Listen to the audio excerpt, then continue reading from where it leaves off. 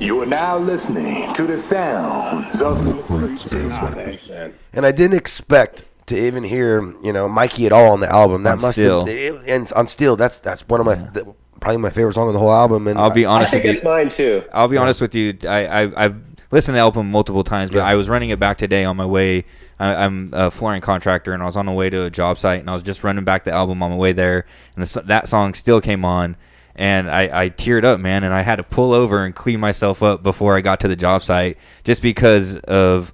I mean, for us, huge Idea and Abilities fans, we saw you guys in 2003, I believe it was, in San Francisco at the Fillmore on Seven Travels tour, and it was the first time I've ever seen a live DJ MC combination together. Like that. Obviously, I have seen DJs back up MCs, but nothing like to that extreme. Not a symbiotic. Not where he would come up to you at the tables and you guys would work together. You guys are speaking in different languages to each other, but understanding. It is what it looked like at 15 years old. But we're when 15, 16 years old, and it's those amazing. are formidable years. So for me, to hear that song back today again, and to hear the way that you used his vocals and everything, it was just amazing. I would just want to say thank you very much. You there? You still there? I'm sorry. Yeah, you just cut out for 10, 15 seconds. But I think and I just want to say thank you. Thank you for that. Elaborate on something that you said so that song was the last song I made for Phonograph Phoenix, right? Because I knew how difficult it would be. And when you say you teared up, have you ever heard? There's I forget. It's a famous author. It's like Dickens or one of those guys. You know what I mean? One of those like canon author guys. It's no tears in the author, no tears in the reader, right? So it's basically saying you need to take it to that place. And so when you say that about Still, that's mission accomplished to me, because when I sat down and wrote that guitar riff, the main riff, I was like, if I don't cry when I'm making this, it's not good enough. Yeah. And I just, and then when the tears came, I was like, okay, this is actually worthy of making the song about Mike. And then I started making it, and it was just too sad though. I was like, oh my God, like this is too heavy. Yeah. And I was like, this isn't really gonna, it's not gonna be as powerful as it should be just being brutally sad. And so what I realized is I was like, oh, I can like make this a journey, whereas like that song is like black hole at the center of our galaxy, we're still suffering, we're still aching, right? So that's the representation of all of us who miss him still, right? Like we're still suffering, we're still aching. The black hole is him being gone, right? But then if you notice, then in the middle of the song, it's the shoot a hole in the sky, rip it open, climb inside. That would be like him, his art, his energy, like still existing and moving to the heavens, so to speak, right? And then the second verse is the like day by day trying to maintain, which is like us, myself, like making through the getting the grieving process and still continuing on, right? And so that is my favorite song on that record, because one, it's just about idea, and two is I just think the story arc of that song is just like spot on, and I'm just really proud of that, because usually turntables, it's like a wickedly abstract instrument, and it's great for being gnarly and fresh and just like, you know what I mean? Like it's so hip hop, but it's hard to convey other styles of emotions. You know? But I feel like Still is like, I can't believe I was able to create that with turntables and the production, obviously, but like as a whole, it's amazing. And it's amazing. I'm really proud of it, and yeah, man, thank you. You guys like that. It was definitely the journey of it. Hearing his voice, obviously, and then the way that you conveyed it, but like you said, the journey of it, the build of it, and it was a great representation, and definitely did a great job, and thank you so much for that, because it's awesome for us to have that to listen to now. Thank you. It's fresh, because when I play live, too, a lot of times I'll play Still right before like the big E&A hit, and like so like it just like it just meshes. It goes meshes over well. really. Yeah. Are you guys gonna come out to see Ali and I? We're hoping Yep. to. We're gonna try to make it work out. Okay, because if you do, you'll see what I'm talking about. Oh, dude, I'm so excited to see it work. So it's fresh. That being said, do you feel like By the Throat is ahead of its time still? I think so. You know, ahead of its time is tricky. You guys can say it. I don't want to say it. Yeah. You know what I'm saying? Yeah, of course, Because, of course. I just don't. But I think another way to put it is we made 3 classic records. Yeah. Right. And so I think By the Throat is going to be, I think all 3 of them are going to still be fresh 30 years from now. Fuck yeah. Right. It's like, and so if that's how you want to describe ahead of its time, then that would work. Yes, right. that's But exactly to me, it. I think it's more timeless is more the word that I'm looking for. Right. It's like, it still sounds fresh. Yes. And I think that more or less that's what you're getting at is it's like, oh man, this is still fire. And it's like, it's crazy how things can do that. Like you'll listen to stuff from like, like the 60s and you'll be like, damn, this still sounds like it sounds a little dated, obviously. Yeah. But then it doesn't, you're like, this still sounds hard. And you'll go and listen and watch video, even like grainy footage, and you'll be like, damn, this came out of these people, you know what I mean? And it's like, and I think that, and at least I hope that Idea and I did that, and it seems, people like yourselves seem to mirror that sentiment that it was achieved. And that makes me really happy. Yeah. We've talked to people that dream or through the podcast, that dream about wanting to be at these shows that we've been to. And then we look at it like we maybe have took it for granted ourselves At of the being time, there at the time. And like people are thinking, I wish I could have been there. I wish I could have been. And I look at him and I go, we were there. Yeah. How lucky are we to really too. see it? And it's crazy to think that we were there and you guys are just as amazing then as you are now. And it's fucking crazy how you guys are time machine, timeless. And everybody though is going to have their version of that, right? So it's like, it's about like minimizing regret for not seeing and then maximizing like, who are you seeing now? Yeah. Or you know what I mean? Like, an example of me was like, I got to see Nirvana live. Whoa. Most people would be like, what? Like, what? You got to see Nirvana? That's crazy.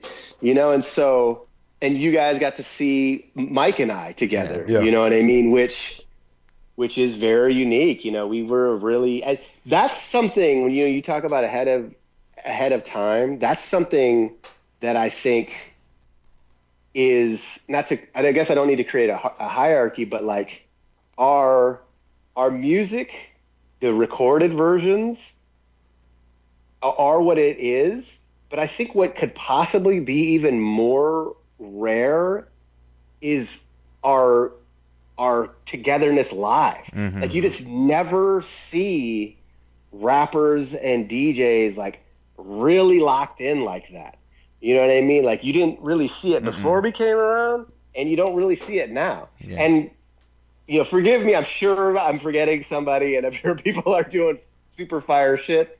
Don't get me wrong. Even now that I'm thinking about it, like LL Cool J and Z Trip are doing super fresh shit. Like people do it, but it's just that they didn't do it the way we do it. I know we definitely did it our own way, and it's just really rare to see. It was so high tense. That's why we're getting to work with Ali. Like that's going to be awesome because it's like nothing will ever be able to recreate what Idea and I had together, but Ali is fucking incredible in his own way. Yeah. And I'm like, there's going to be a way where we can do our version of that.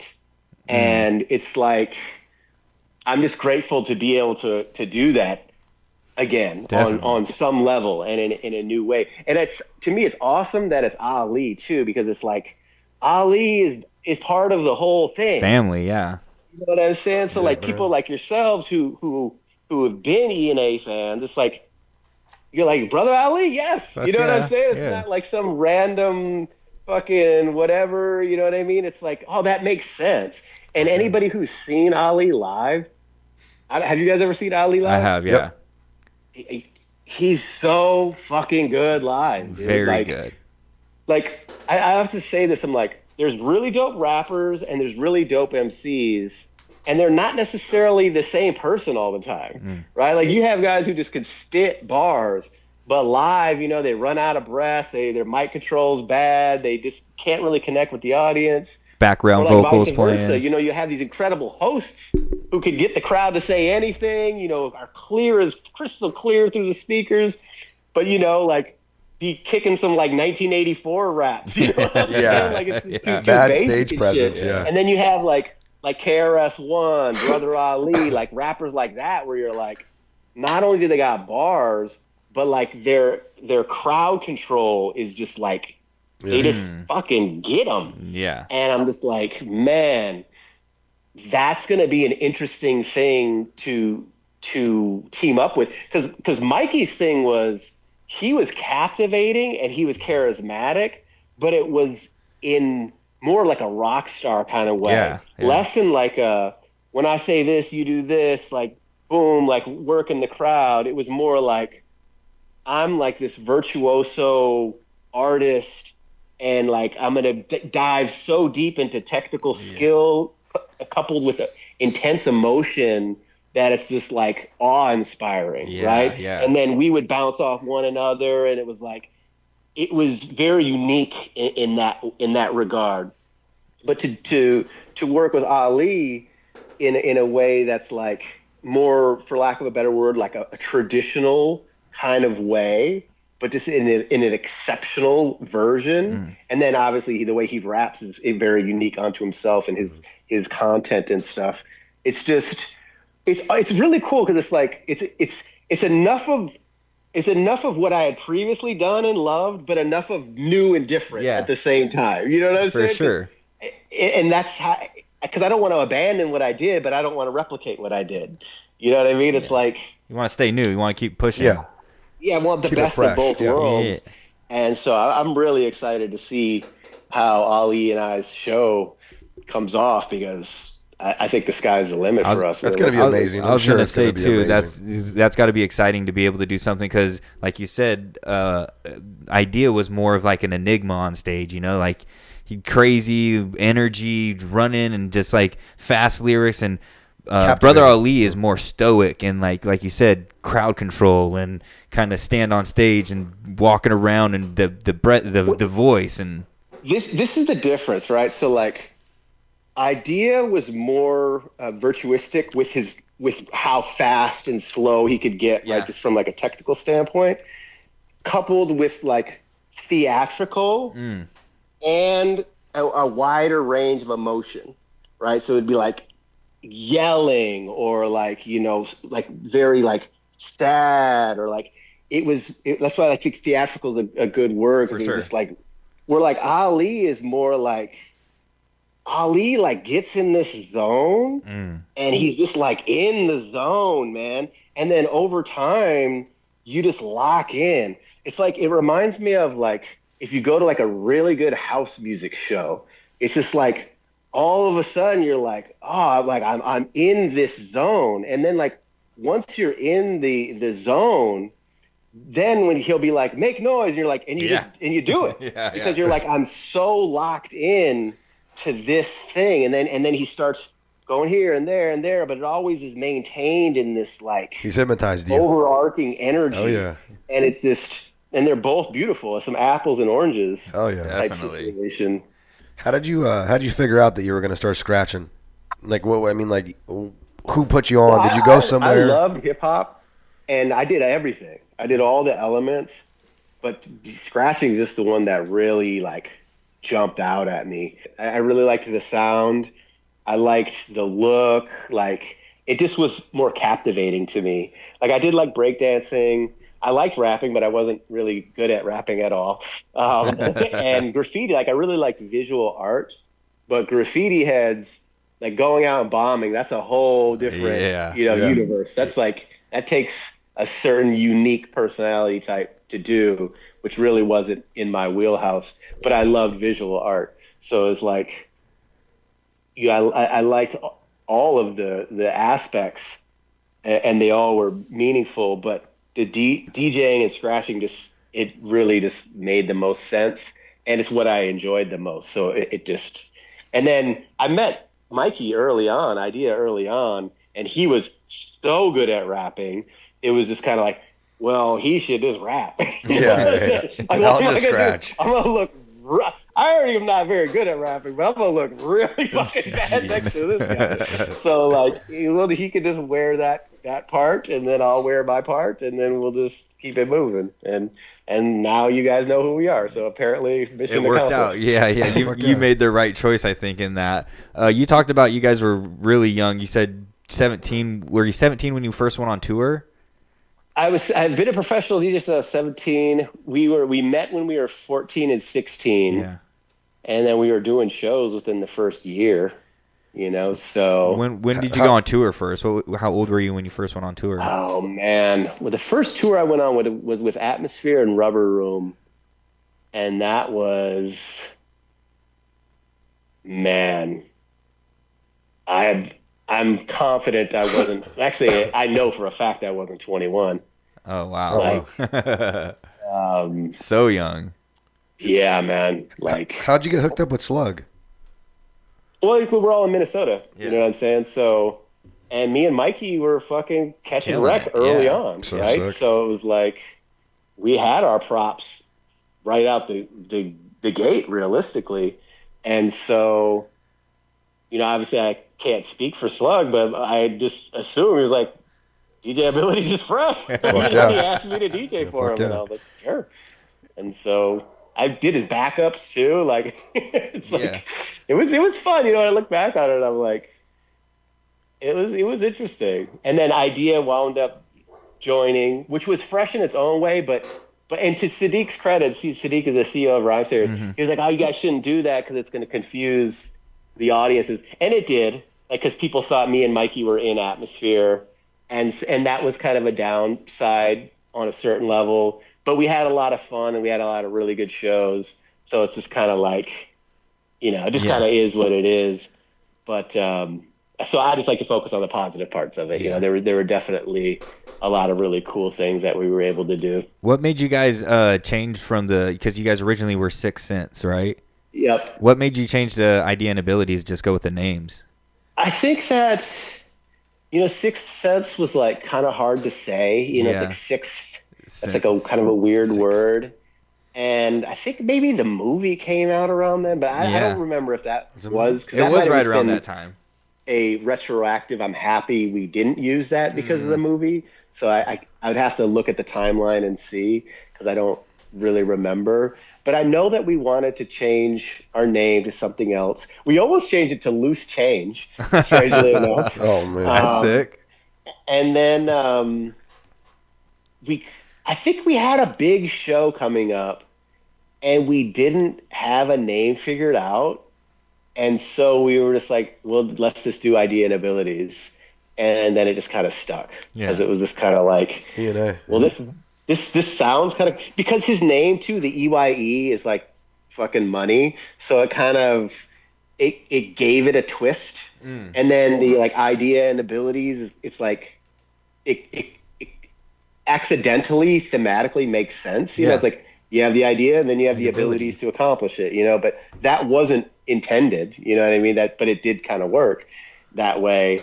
And then we just didn't have to think of a name because it was like, well, that's the name. Also, another thing too is for years we wanted to have another rapper in the group too. Oh wow! So because like I always thought, like the De La Soul, Run DMC, the two rappers, one DJ. Like I love that dynamic. I think for hip hop that is actually the best.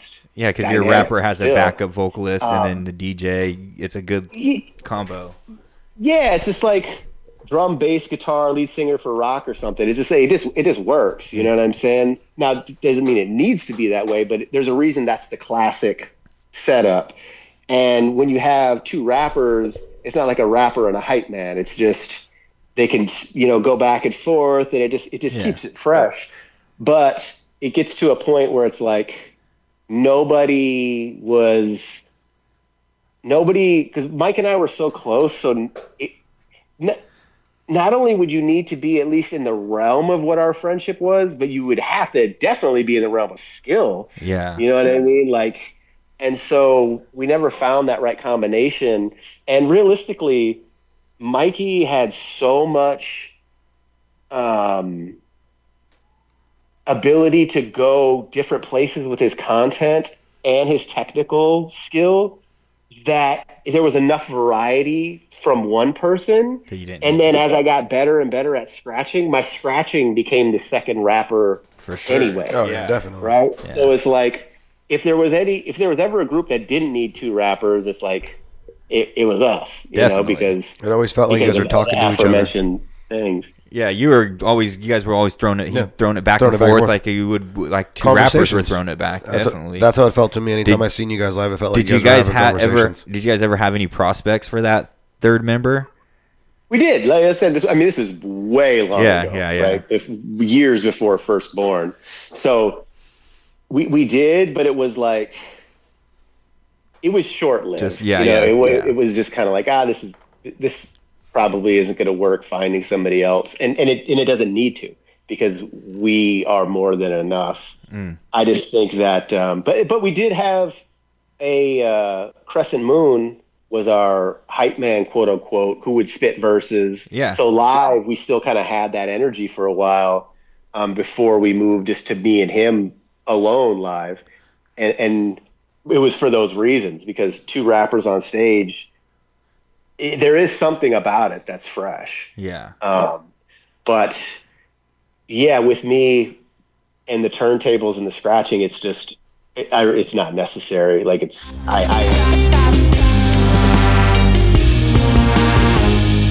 it open and climb inside.